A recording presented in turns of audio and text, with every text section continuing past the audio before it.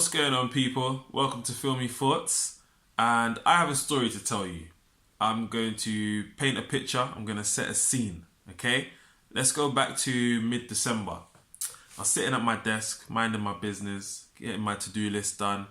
It's cold, it's grey, it's raining, and I decided I don't want to go home. I really don't want to go home. I want to do something, I want to go to the cinema. So I got onto cineworld.com. Yes, I am a Cineworld card holder, obviously. In my first video, I said I'm in the cinema all the time, so that's why. And I'd highly recommend you guys get one if you don't have one. I mean, it's so cost effective, it's outrageous. And you also get a good discount on some restaurants as well. So date nights on the cheap, yeah? You heard it here first. But anyway, I thought, let me go and see Creed 2. Everyone's been hyping Creed 2. We're talking like it's one of the best films of the year. I saw the first Creed on my way to LA last year on the plane. I didn't watch it in the cinema because I don't really rate boxing films. We can get into that another time. But so I thought, let me go and watch Creed 2. I'd seen everything else that was in the cinema that was of interest. I might as well watch the second one. So as I'm scrolling down to look for Creed 2, I see secret screening.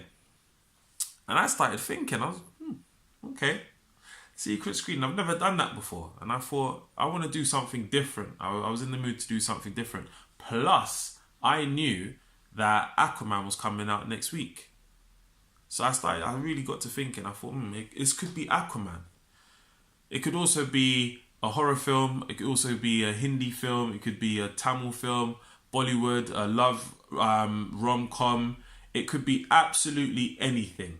But I thought it would be Aquaman. So I was running with it. I messaged the missus, see if she wanted to come along. She was busy, that's fine. So I went to book and the cinema was packed, right?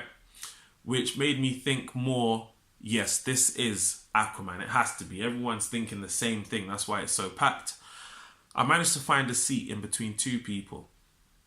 I'm a big guy. I don't like sitting between people. I like at least a seat between me and the next person. But for Aquaman, I was willing to do that. I was willing to. So I booked it. I'm getting excited. I'm getting a bit gassed now. I went home. I had a shower. I had a snack. And I made my way to the cinema. As I got to the cinema, it was packed. There was people of all ages, of all colours that was there. There were some people that had on comic book t-shirts, which further backed up my thought that we are going to watch Aquaman today. As well, everyone else thought the same. So I went and got my large sweet popcorn, my large bottle of water, and we were given a goodie bag. We made our way into the cinema, sat down, got comfortable in between two strangers, and then the lights went down.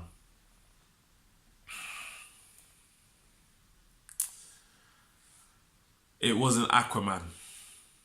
There was a sigh in the cinema room. A few people even got up and left. I had two options. Option number one was I follow them. I take my large sweet popcorn, I take my large bottle of water, and I walk home and eat my popcorn. I don't care how crazy I look. I just spent money on this and I'm going to eat it. Or option number two, stay and watch this film that is not Aquaman. It's not what I set out to watch. I'm mentally prepared to see CGI, superheroes, explosions, fighting, high-octane stuff, right? And I didn't think this would be it, because what came up on the screen was The Green Book. I was disappointed that that came up and it wasn't Aquaman, but I was going to watch it. You know, I came in to do something new, step outside my comfort zone, so let's do it. The Green Book was actually an excellent film. It was an excellent film. It was none of the things I had expected or what I had mentally prepared for. It was more of a drama set in the 1950s in America. So if you're looking for high octane stuff, explosions, fighting, this isn't the film for you. But if you want something that gives you an insight into what America was like for the black man in the 1950s, then I'd say to watch it. It was a really good film. Just to give you a brief synopsis, I've got the names here. So Viggo Mortensen, he plays Tony Lip, and hopefully I pronounce this right. Please don't take offense if I don't. Mahershala Ali plays Dr. Shirley.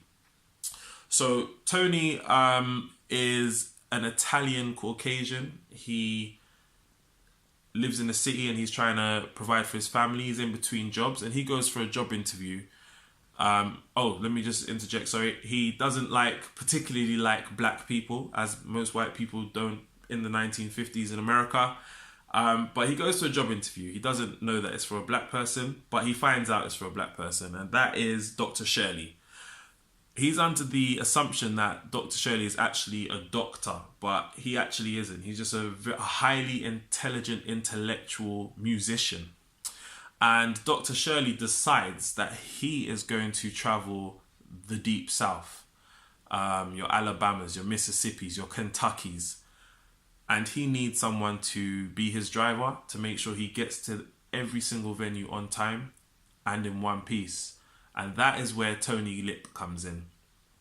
He's reluctant at first because he even says, a black man traveling the deep south is trouble from beginning to end.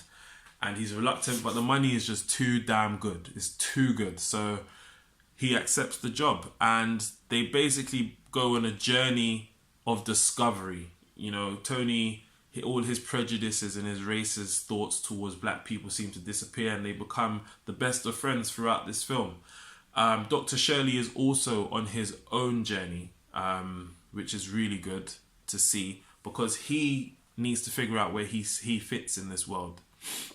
He's highly intelligent, he's highly intellectual, and he is into classical music. And the generic black person that in the 1950s wasn't into any of those things. He feels that he relates more to the white man, and the white man want nothing to do with him. They want to pay him, come and do his performance, and then he goes home. He's not even allowed to use their toilets. So he's also on a journey to discover who he is and where he fits in. And it's nice to see that discovery. Also, what I liked about it as well, was the fact that Dr. Shirley was teaching Tony to be a better man, to pronounce better, his pronunciations, his diction, and to make him be more intellectual as well. So that was surprising and really good to see on screen.